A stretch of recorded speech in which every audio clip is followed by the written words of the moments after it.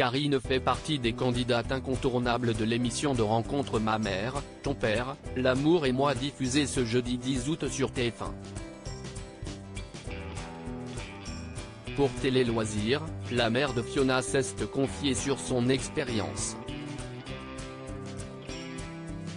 Ce jeudi 10 août, TF1 proposait le deuxième numéro de l'émission Ma mère, ton père, l'amour et moi présenté par Hélène Manarino. L'occasion de découvrir les 8 parents célibataires, en quête d'amour sans savoir que tous leurs faits et gestes sont observés par leurs enfants. Parmi les candidats se trouve Karine accompagnée de sa fille Fiona. Cette infirmière libérale de 48 ans s'est faite remarquer par sa forte personnalité mais aussi sa sensibilité.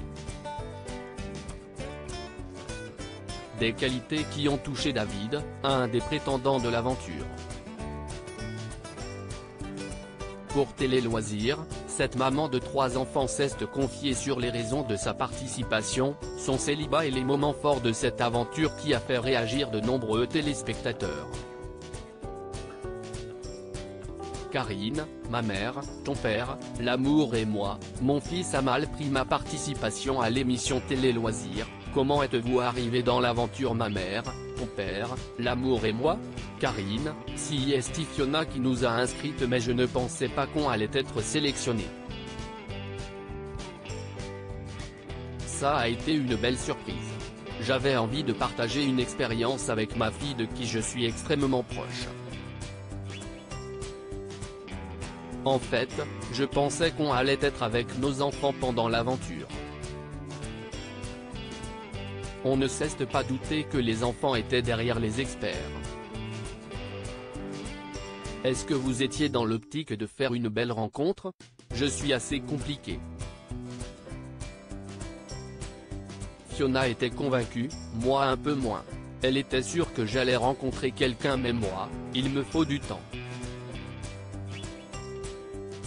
On nous avait demandé nos styles d'hommes ou de femmes, donc on imaginait qu'il y aurait un gros casting derrière, mais je me suis rendu compte que les profils ne me correspondaient pas. Les hommes étaient charmants mais je ne me serais pas retourné sur eux dans la rue. Ils n'étaient pas mon style. Vous avez donc été déçu en les rencontrant pour la première fois? Non, parce que je me suis dit que s'il était là, c'est que j'avais forcément des affinités avec l'un ou avec l'autre. Le physique ne fait pas tout, alors je me suis dit pourquoi pas. Avez-vous hésité à vous lancer dans l'aventure? Mon fils n'était pas du tout d'accord, il n'a pas participé à l'émission, note de la rédaction, il a mal pris ma participation. Il faut dire qu'il y a peu de gens de nos âges qui font de la télé-réalité. Le fait que j'arrête de travailler pendant 10 jours m'embêtait aussi. On s'est un peu laissé embarquer par les jeunes.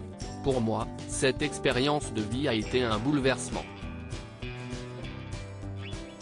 Comment expliquez-vous votre célibat? Je sors très peu et quand cela arrive, c'est pour rejoindre ma fille, et après je rentre chez moi. Les gens que je fréquente dans mon travail ont plus de 80 ans donc c'est difficile de rencontrer du monde, rire. J'ai aussi du mal à m'ouvrir, il me faut du temps.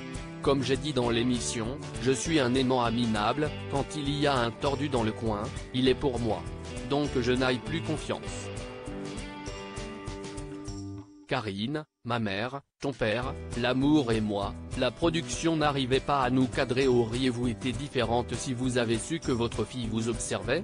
Pas du tout, parce que Fiona me connaît tel que je suis. Même si on ne se raconte pas notre vie intime. Je suis à la télévision comme je suis dans la vie.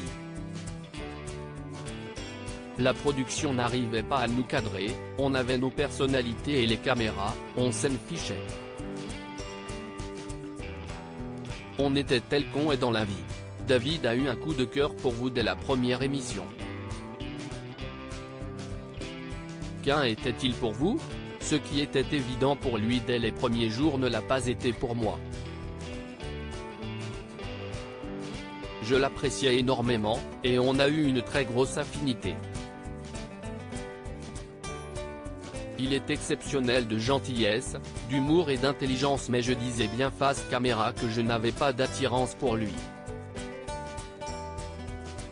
David voulait que cela se concrétise, mais je n'ai pas eu le coup de cœur.